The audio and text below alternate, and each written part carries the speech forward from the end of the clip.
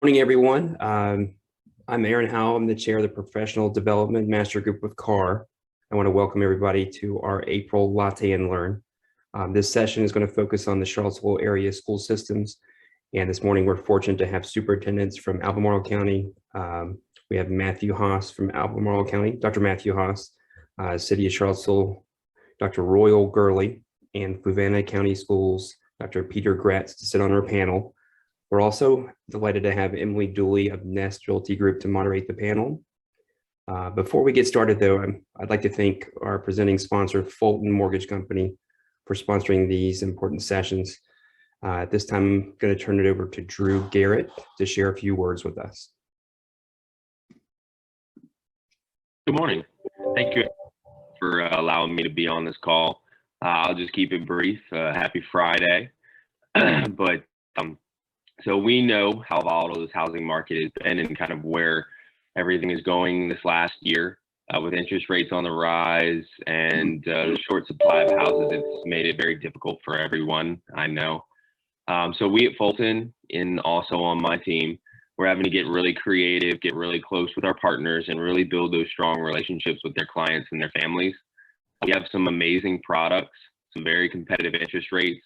And I don't want to get into too much, but we use most of the products that we use is Fulton Community Combo, which is an 80-20. It's 100% financing partnership with the bank, still conventional. We've been utilizing our ARMs, including a 7, 10, and 15-year ARM more recently. We have a fantastic medical professional loan, as well as 100% financing, no PMI. And also first-time home buyers with, especially with student debt and, where the housing rates are going, and also with those increasing values that we're seeing a lot, especially in our market. So those are just some of the highlights of the great products we offer. I'd be happy to answer any questions that you may have. But again, utilizing those relationships and really vetting our partners, being very close, very upfront, and really trying to find out what the need for our area is really, really important. So thank you again for allowing me to be on this call, and I'm looking forward to hearing everybody this morning. Great, thank you very much, Drew. Emily, I'm going to hand the session over to you now, and we'll do question and answer at the very end. Thank you.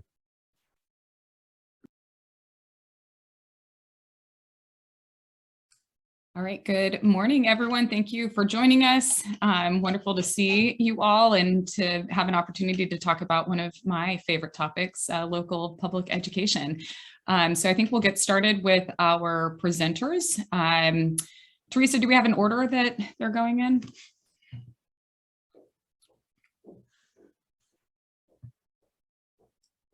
Yes, Dr. Matthew Haas. Let me go ahead and share my screen.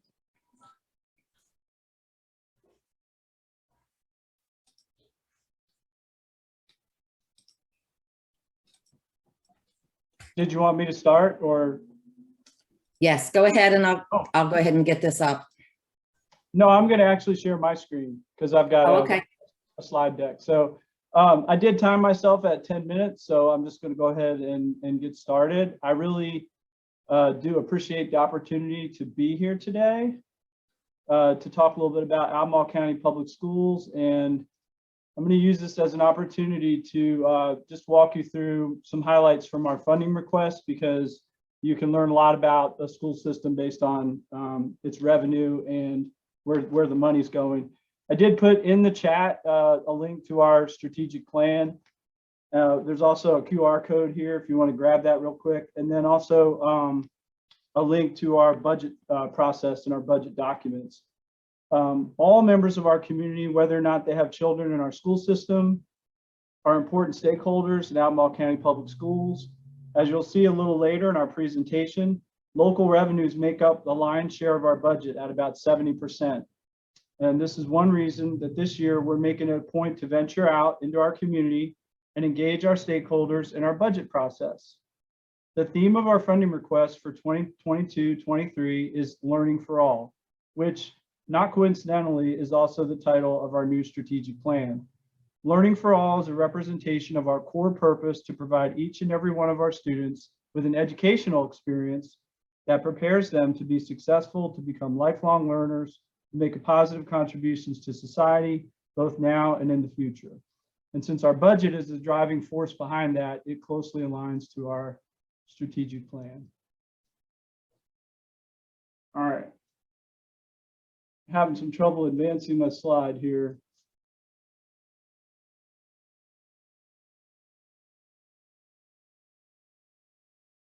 All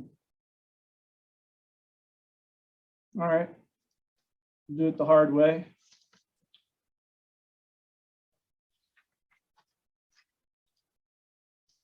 Before getting into the numbers, let's see, back up a little bit. I'd like to share with you a quick snapshot of ACPS. In our division, we have 15 elementary schools, 5 middle schools, 3 high schools, a community charter school, our regional technical education center, KTEC, our special education center that supports students with special needs in their transition to adult life, which we call post-high, and many other programs like career learning centers and our high school program that specializes in project-based learning, which you may have heard of by the name of Center One over at Seminole Place. In the 2021-22 school year, our student enrollment is 13,697 students from 91 different birth countries and speaking 69 different home languages. Our most recent graduation data from 2021 shows that students in Albemarle County well exceed the state averages and even national averages in our graduation rates and test scores. Our on-time graduation rate was up 4.7% from 1920. It also beats the on-time graduation state average of 93% by 3.5 points. We also like to share with you our current ranking from Niche, a national company that gathers reviews and public feedback about schools and communities through the nation and assigns grades based on the feedback. You can see our report card here using community feedback. Niche compares data on all these categories to industry standards to calculate our grade. And we've received an A+, an A, and B, A's and B's in several areas.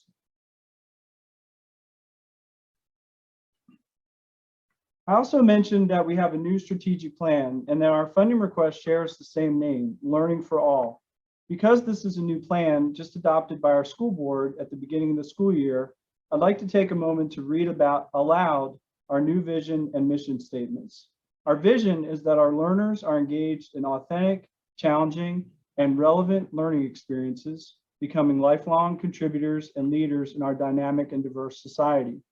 Our mission states that we will work together as a team to end the predictive value of race, class, gender, and special capacities for our children's success through high quality teaching and learning for all.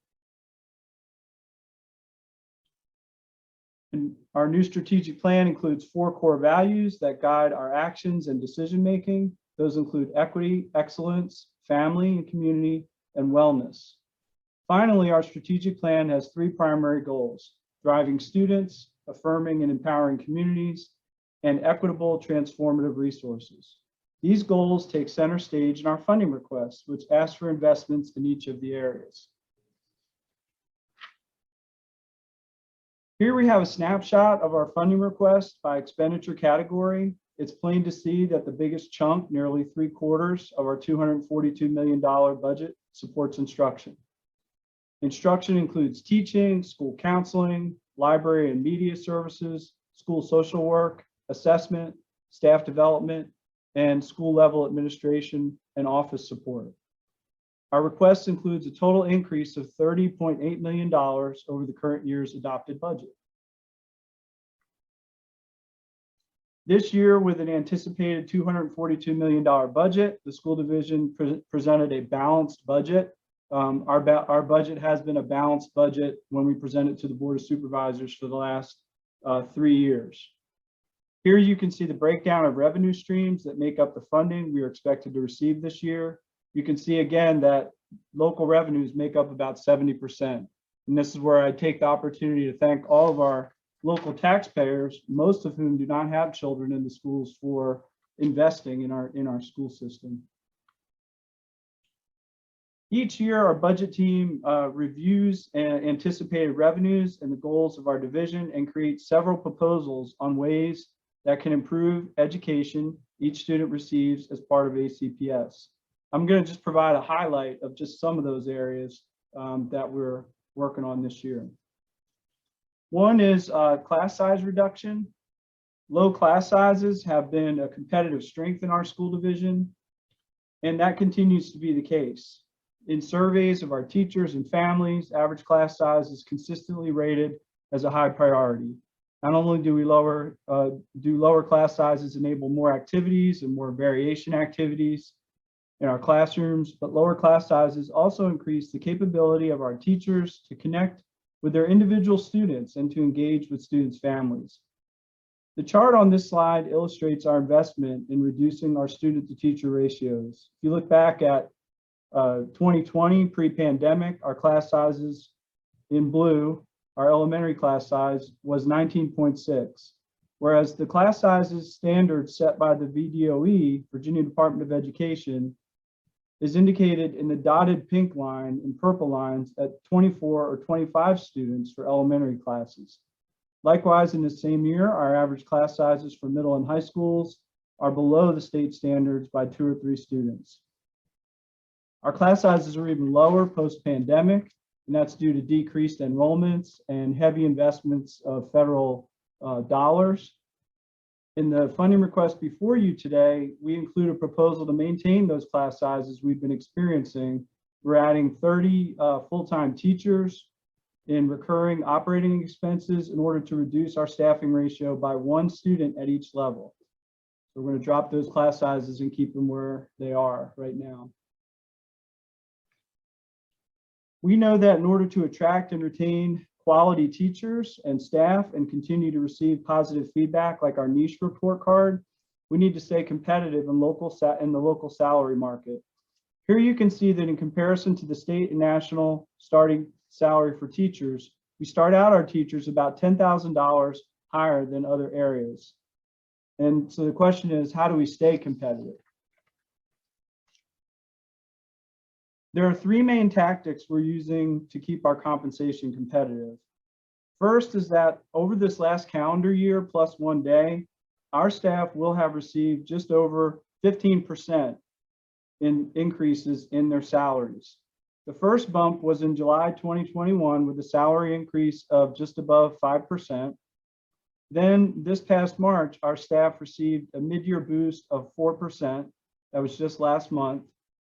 And beginning on July 1st, they'll receive another pay increase of 6%. Additionally, we're working with industry professionals to study our current compensation structure and how that stacks up to other divisions in Virginia and other big employers that we're competing with for specialty positions. And we're going to compare that with Albemarle County Schools and make those adjustments. We've got big investments in that this year. Last year's budget, we included an investment of increasing our minimum wage for hourly employees to $15 per hour. And this is all with the backdrop that over the past 5 years, our employees have not seen an increase in their healthcare premiums. And finally, since we're presenting a needs-based budget, I want to take this opportunity to bring attention to our capital needs. It's an ongoing challenge as we're a growing school system. Listed on this slide are the highest priority capital projects as recommended by our long-range planning advisory committee and affirmed by our school board last fall. These are considered our most critical capital needs over the next 5 years. We're pleased to report that the initial funding for the first 3 projects, the high school center, an elementary school, and another 2 elementary schools, one in the southern and one in the northern feeder patterns. We haven't prioritized which one yet. We're going to look at fall enrollment to determine that. These are considered our most critical needs, and most of them do remain unfunded.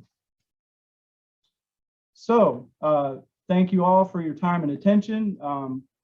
Made it in 10 minutes, and I'm going to turn things back over. If you want to grab a quick QR code there, you can grab our access to all of our budget planning docs as we move forward. Thank you very much, and I will stop sharing my screen. Thank you, Dr. Haas, for that overview of the Albemarle budget and where you all are headed. I think Dr. Gurley, you're up next to share about Charlottesville City Schools.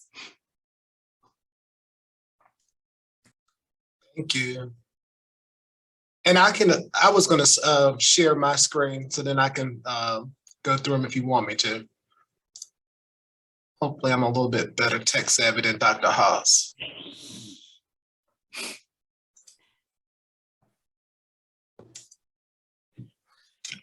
All right.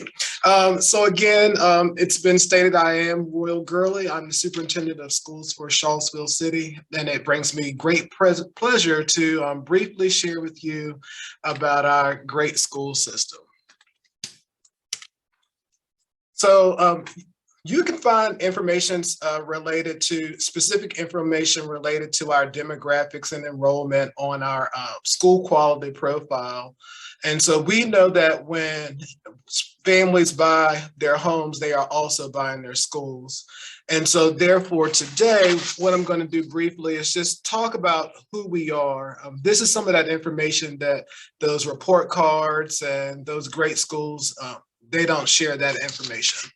So who we are, we exemplify excellence, we are innovative, and we are a school system of community. We are, and we consider ourselves a top tier school division.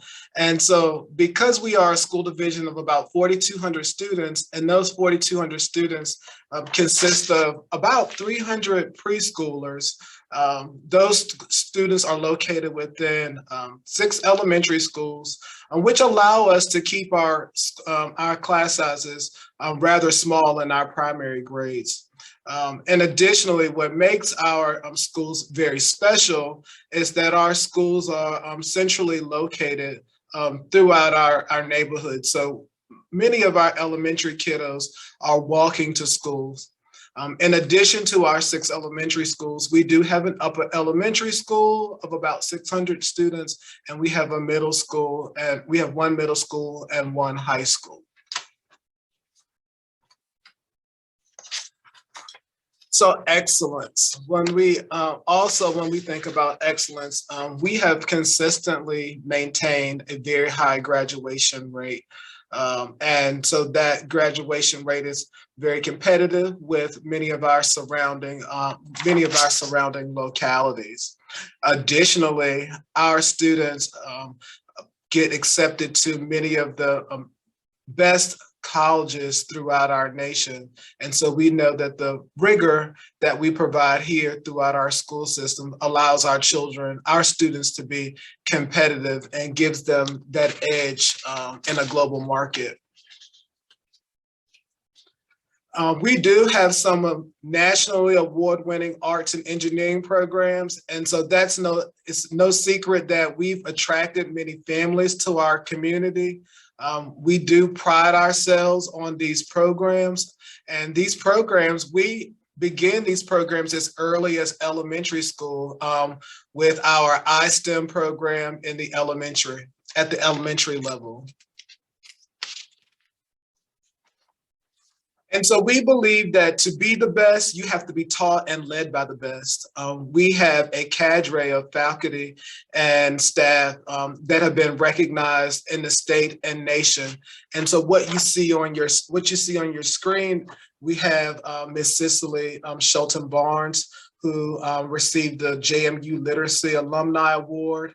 In the middle, we have Laura Thomas, who received a national recognition for the arts for the orchestra program. And then we also have Miss Pamela Price Brown, who won the Ford Freedom Unsung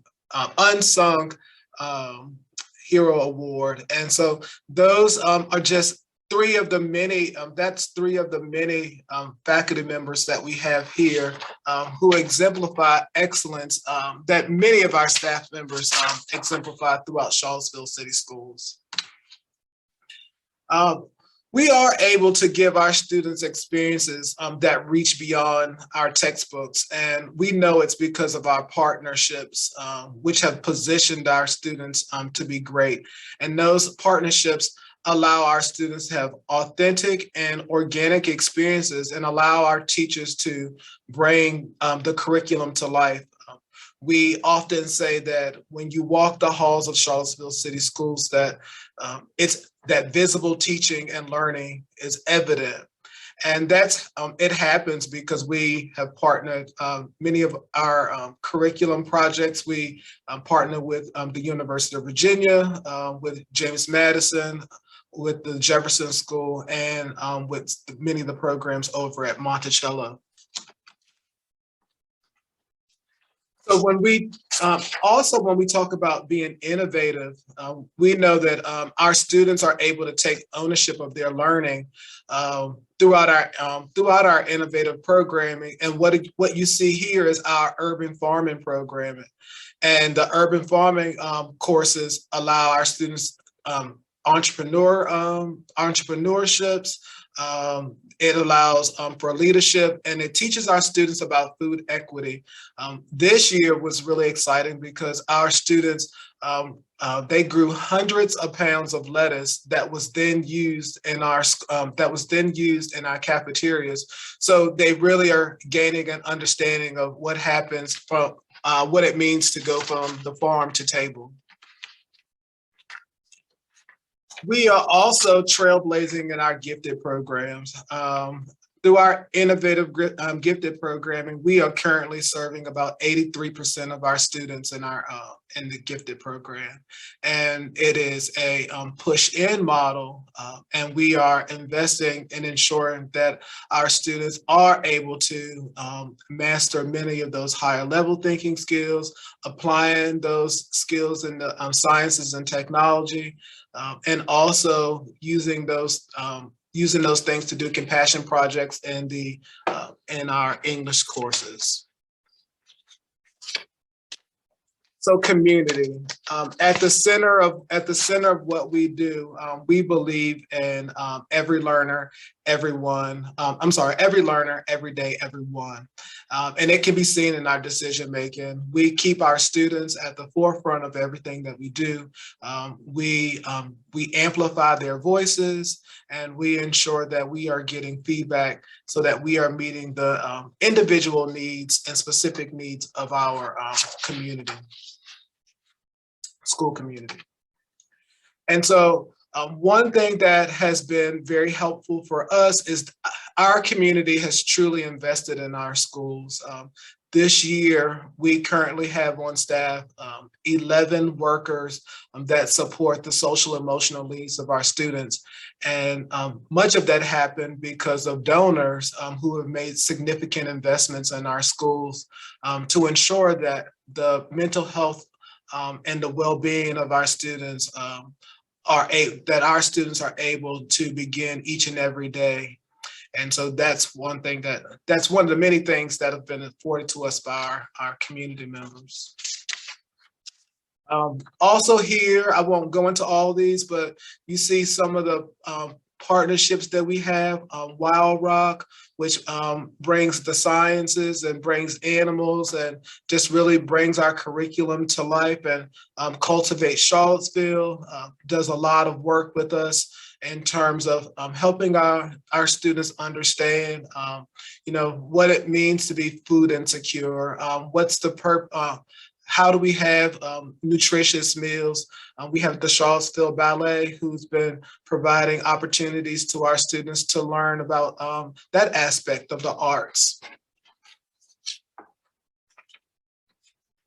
And I have a couple slides here, and this is just to tell you all that we are moving forward with a new middle school, and we will be moving to a 6-8 model, in conjunction with our city council. And so, we are now at a point where people are recognizing all the greatness that happens here, and we know that facilities is an essential part of that. And just a couple, some timelines for you all. These are the timelines listed here. And one thing that I failed to mention, as I'll stop sharing my screen, one of the things that I failed to mention is that we have roughly 5% of our student population are students who are here on tuition, meaning that their parents either work for the school division but don't live within the city limits, or their parents live outside of the Charlottesville boundaries. And so that also speaks to the power of what happens here, that 5% of our students, their families pay tuition for them to go to school here. And that's all for me.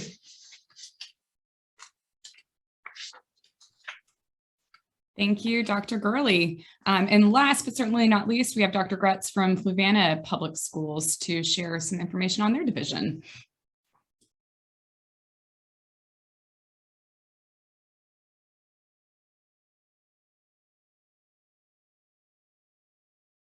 And Dr. Gretz, you are muted still, so.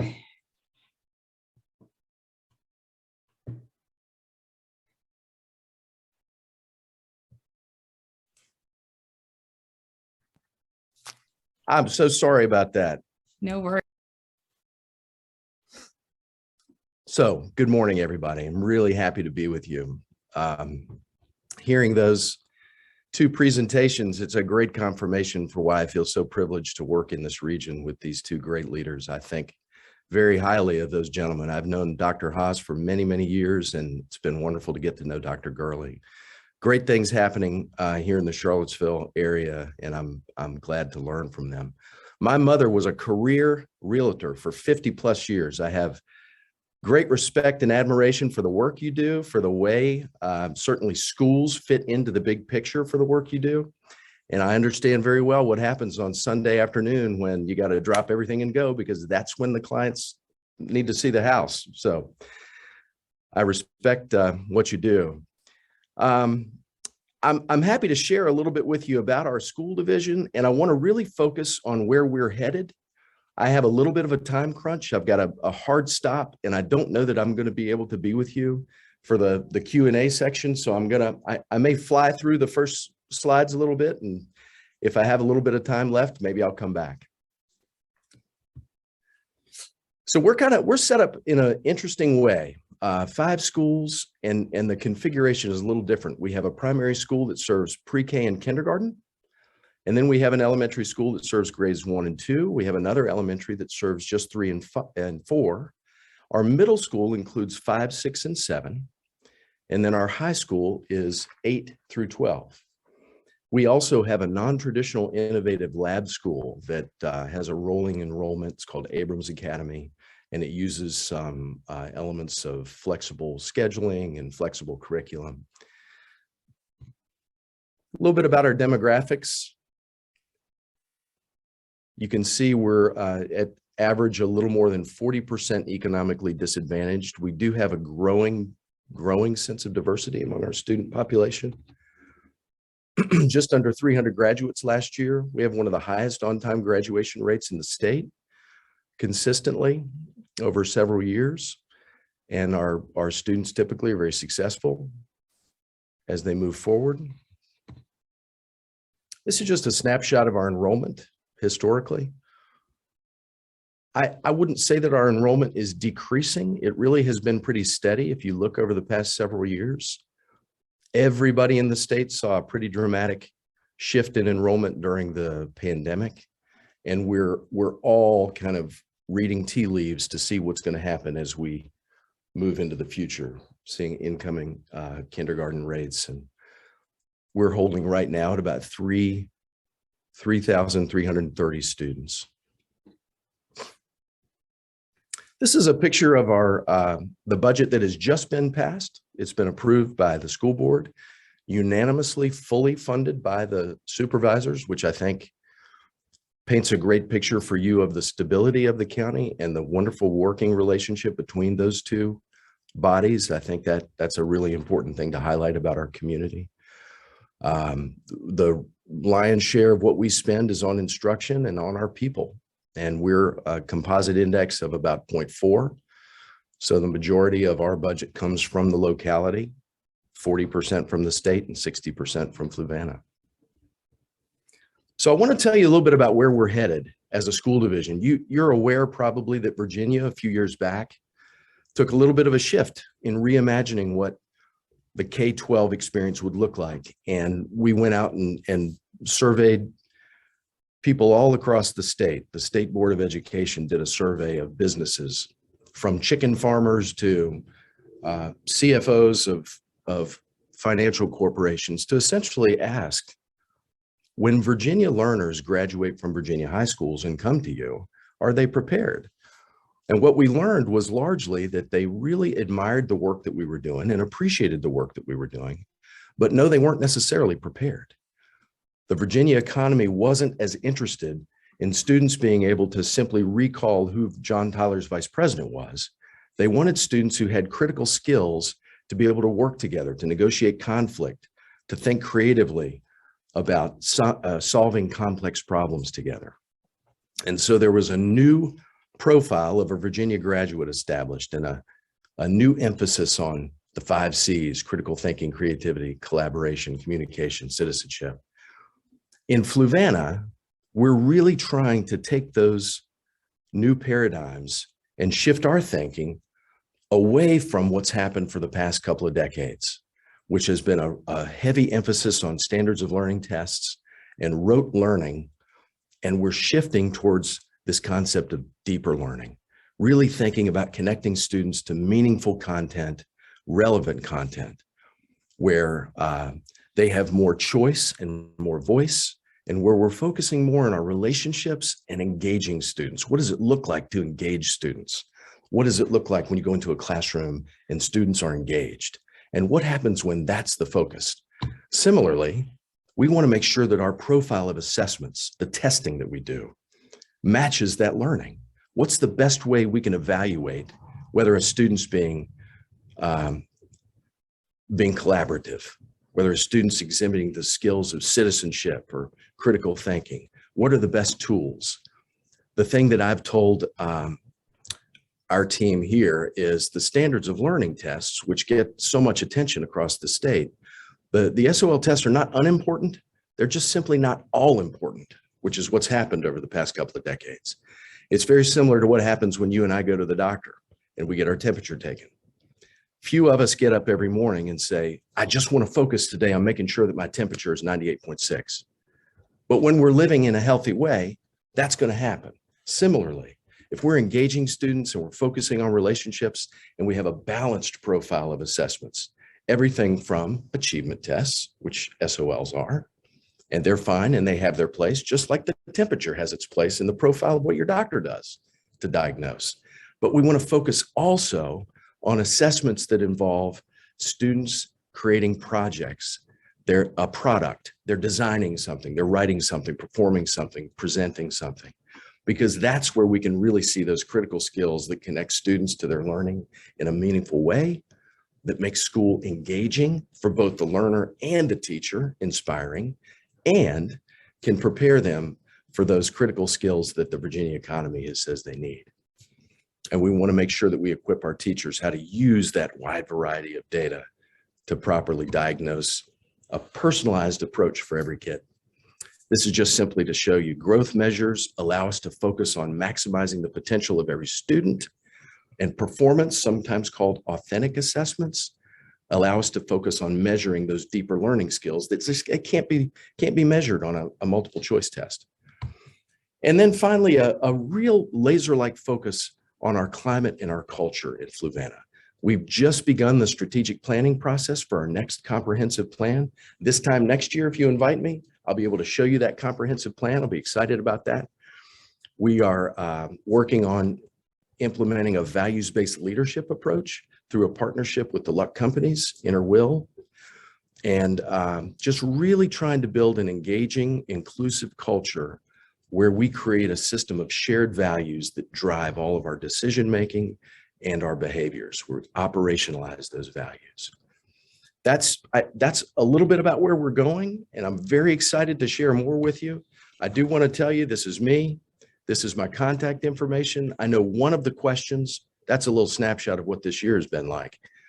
It's been fun and it's been crazy. If one of the questions I think that's going to come up is, what's the best way for us to get information about schools? When you have families that are looking at schools, when you have families that are looking to move into a community, whether or not they have kids who are interested in what's happening. I have always said, I think the best way for people to learn about the schools is to get in them. And I invite you, anytime you have families that are looking at Fluvana, or you personally would like to know what's happening in the schools, please use that contact information and call me. And I would love to meet with you and your clients. We can tour the schools. We can see what's happening in the classrooms. I'd love to do that. I do see at least one Fluco on here. Good morning, Miss Sample. There may be others. Excited to see you. Thanks very much for the opportunity to be here. And if you see me disappear, it's because I do have to get to another engagement. So I do appreciate it very much. Thank you all so much. I think all of us on this call can really empathize with the fun and crazy that you've had over the past year as we're living through that dynamic in our field as well. So I'd love to kick off our question and answer portion of our session this morning. If you have questions that you would like to ask, feel free to drop them in the chat. And we'll try to get through as many as we can.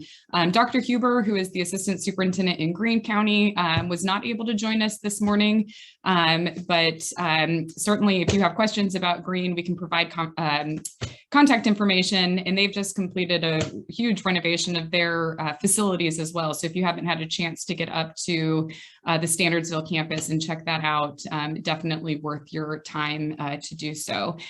So Dr. Gretz, you kind of set me up perfectly, but just wanted to hear more from the other superintendents. You know, we get a lot of questions. A lot of clients are choosing where they live based on schools and aren't always sure where to go to get the best information on what different school divisions, and then even within a division, what different schools offer. So Dr. Gurley and Dr. Haas and Dr. Gretz, if you've got more you want to chime in here, what's the best way, best resources for us and for parents to learn more about schools? I would say for Charlottesville City Schools, our school and community relations team, they do a really good job of managing our social media. And I believe that if you spend a day or two just following our social media for each school, you will pretty much get a great idea of what's happening on a day-to-day basis. You'll see students engaged in learning activities.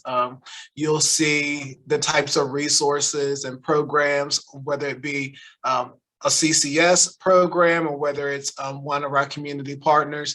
You'll see that there, and I think it will intrigue a buyer to say, hey, you know, I do want to learn more about that.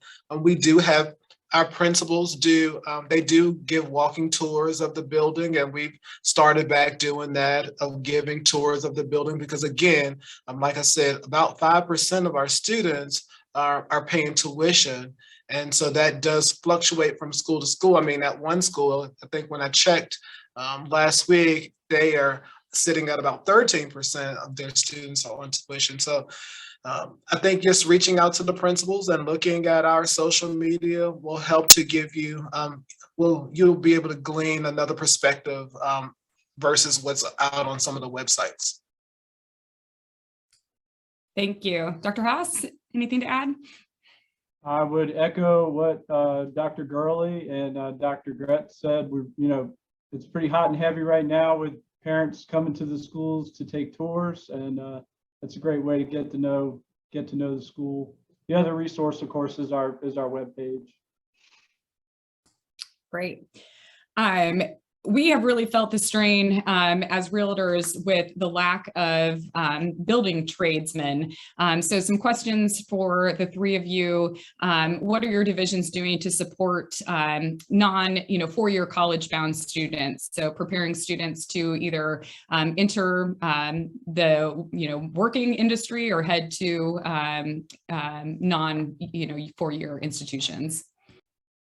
So in a minute, I'm going to drop drop a link in the chat. We're in fiscal year 24, which will be next school year. Albemarle County Schools is opening something we're calling career learning communities.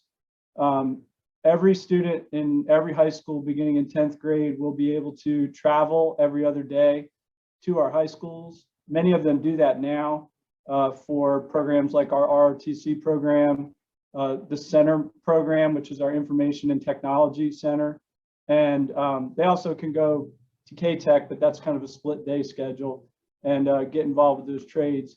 We have aligned programs and are creating curriculum right now for every high school to host career pathways that are identified by the Virginia Department of Education as career pathways that are offering sustaining wages and also providing what Virginia needs moving forward in terms of employees and a workforce. So stay tuned for that. If you've got a current 9th grader in Albemarle County Schools, then starting next, if the current 8th grader, starting in their 10th grade year after next, they'll be eligible for that program. That's a way that we're trying to really invert that, get the pyramid back in the right direction. Really, everybody really ought to be focusing on what their careers are going to be, what kind of occupations they'd like to have, how are they going to sustain themselves, and then thinking about college.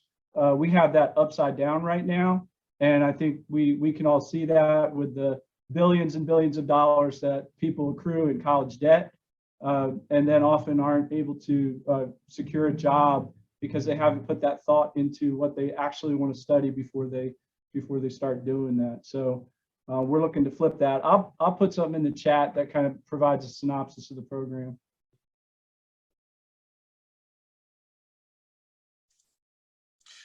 I think we're doing much of what Dr. Haas mentioned as well. We are looking at our career pathways, and so we currently use a program in which our students identify the tracks that they want. But I think more in line with the question, we are trying to entice students and show students that there are other options. You don't have to go to a 2 or 4 year college to, have a great life after high school. And so we talk here that the most important day in a child's life is the day after graduation. And so we know that places like K-Tech help to sustain your industry so that, our students can join that labor force and help to build those homes. And so that is, you can leave there with a skill that's going to give you a job that's going to help you exceed what the living wage is doing right now. And so that's just one of the ways that we are helping to support your industry. I would just add very briefly, and I think both of those are very well said. We do have that flipped, and that's a challenge both. That's a paradigm shift for not only in the school world, but also for parents to understand that as well. And I'm sure you run into that. Fluvana is really blessed to have a pretty new state-of-the-art high school, beautiful facility that has most career trade programs right there in the school. For what we can't offer on campus, we have just this year rejoined the partnership with these two gentlemen at K-Tech. And so our students will have the opportunity, for example, to do fire sciences, veterinary sciences, things like that at K-Tech. And I'll just say again, I think as we all continue to integrate a focus on dispositions and skills that are more related to what's relevant to the economy and embed those in all of our classrooms, that's going to better prepare students to be ready. I'll never forget being at University of Richmond about 10 years ago, and I heard an executive from a company make the statement, if you come to our company and you need to be directed in any way, you're not employable. And it just was a real eye-opener for the way we really need to prepare students beyond multiple choice tests to be self-starters, to be able to take initiative and to be creative, to be able to get out and take risks. Thank you. Again, remember to drop any questions that you have in the chat. A question about affordability. So the housing market this spring has been pretty intense. There was just a story in the last few days, I believe, about a superintendent up in Martha's Vineyard or somewhere in the Northeast who resigned because she could no longer afford to live in the community where she was employed. So to you three, what are you hearing from teachers and staff members about their ability to live in the school divisions where they work? So our data tells us that about 85% of our workforce, which is about 2,700 employees, lives in Albemarle County. And so I came here in 2004 when the first big spiking of the real estate market was taking place. I moved here from Smith County, where I sold a house and basically broke even, and had to live in a house that was abandoned in Raintree, and no one had lived in it for close to 2 years, and worked on it for 3 or 4 years while I was principal at Albemarle High School to get it, and I had a 3-year-old and a 1-year-old at that time. So I know full well, and I was coming here for a principal's salary.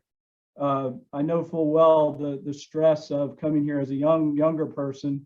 I was younger back then. I thought I was a lot older, but now I'm actually getting old. Being a younger person with a young family and trying to come in here and do that. What we find is with our teachers, if they want to have a bigger house, a newer house, or a place that is on a bigger parcel of land, they'll buy outside the county, and we offer it's a nominal fee for our local government employees, and our employees in the school system pay about $1,000 a year to bring their children in. It used to be exorbitant. I mean, it used to be upwards of, it was whatever the local share of the per pupil cost was, which now would be like $12,000 a year. But I changed that 3 years ago, and they can bring their children into the schools into Albemarle County, and we have hundreds of employees that do that. So that's how we try to deal with that. But this is a hot as a match real estate market, new projects, new building going up all the time in Albemarle, and I don't see and the odd thing is we're more affordable than the city. So we also receive almost all of the students that come in through the International Refugee Center come into the county because they cannot afford to live anyplace else. So it's an interesting dynamic that we're dealing with, but the prices are getting unreachable, I think, for everyday people. And I would say, and I always use myself as the example here in Charlottesville because, as a requirement of the superintendent's contract, I was required to live here. And I tell people that it was a struggle for me to, find somewhere to live because the market was so competitive. And then, moving here from moving here from another county, I recently had built a house and I paid double what I was living in there. And so we know that unlike what we heard in Albemarle, 85% of our teachers are not living here. And so it's about, if we're going to keep teachers here, then we have to make sure that we are giving them a wage that will allow them to live here. We see where we see what the salary, we see what the cost of living in a 1-bedroom apartment is here in Charlottesville, and it's even competitive to get in that. And so the question is about what percent. I did have the percent, and right now it looks like it's less than 40% of the teachers. That was a rough estimate that we tried to put together for the presentation the other day. HR is working on that exact data because I want to use that for our budget cycle for next school year. But it's very hard to get here in the city. And I always use myself as an example because if the superintendent is having a difficult time getting here, then what is a new teacher? what's a new teacher experiencing who may have student loans, who's trying to get a car, or all those other things that young people are trying to do. And it's, equally as hard for someone who's trying to bring a family and they also want to live in the place where they work. Thank you. Dr. Haas, you mentioned some of the development that's happening in Albemarle County, which is certainly impacting enrollment and overcrowding and issues throughout the division. So one of the questions that was in the chat was your reference to building schools being one of the largest budget priorities for Albemarle County. Are there specific plans to build new on land that the county has acquired? Yeah, thank you. And I would just add, I love living in the county. That's like my favorite thing. I still live I live in Carsbrook now, right? I moved a whopping 2 miles a little while ago because my kids wouldn't move out of their district, which was Agner-Hurt, Jack Jewett, and Albemarle, but they wouldn't move out. So we moved down the road, and I love seeing the students I taught, because they're had as high school students, because they're now all in their 30s now. And when I go to the doctor's office, a lot of them, I get treated by them. So that's a good feeling. So we've had some big developments going on. Probably the most noteworthy right now would be Brook Hill. It's going up toward Hollymead. I could see it from my backyard, and they've proffered a spot in the Brook Hill development. It's about 7 acres. So we are looking at that spot as a potential elementary school. It's a little small, but it's buffered by commercial property and also a park. So we could potentially use the parking around that. We would look more to having 20 acres for an elementary school, but if we build a school that's 2 or 3 stories, we will probably be able to work that out in that area. That's one area we're looking at. The other is we have a proffer that's roughly the same size in North Point, which is another area that is taking off, as you know.